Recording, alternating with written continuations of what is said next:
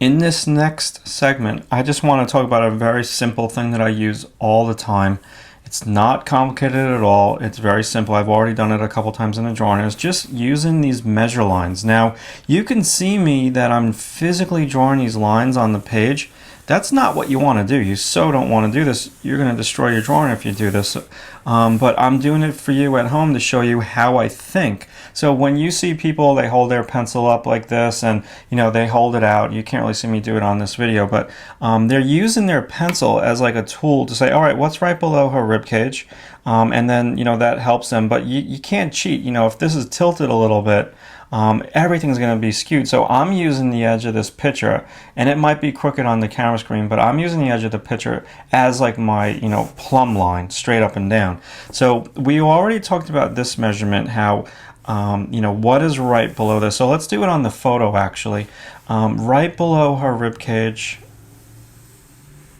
is right about here. So her heel should be to the right. So I'm still off. And then what I've noticed, why am I off? Because this lower leg is just way too big. It's just, this is messing up my drawing, the distance from say here to here. So that would be one. Another one that you would do is from her elbow, what is right below her elbow.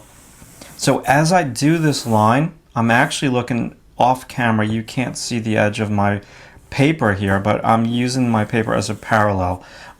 So I'm going to pull a line straight down now from her elbow. What is right below that? Running parallel to the page. It's like a little bit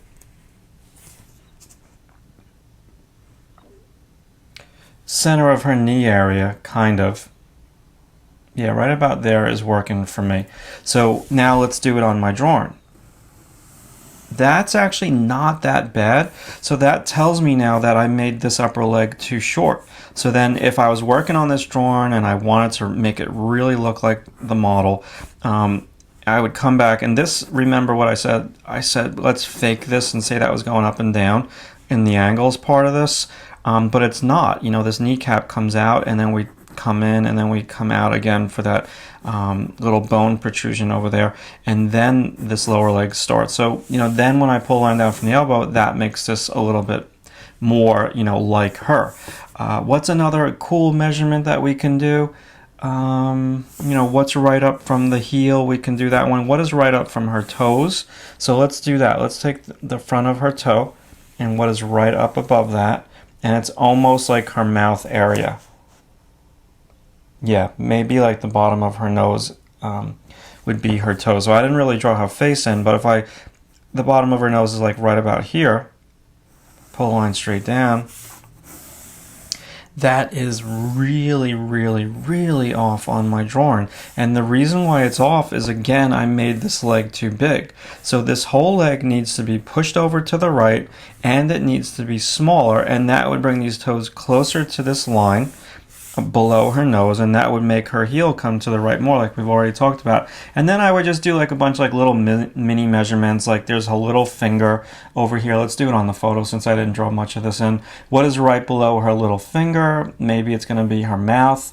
What is right across from the center of this breast? And I know the center of that breast is going to be lower. What's right below that breast? Maybe her navel is going to be to the right of that. So you want to do the big ones first, but then you do all those little ones, okay? And you don't want to draw these lines on your page. Only in practice drawings you want to do it to get the hang of it. And you want to, when you use your pencil and you hold it out like that, you want to keep your arm straight. Don't break your elbow and bring your pencil in and out. That's going to skew the measurements.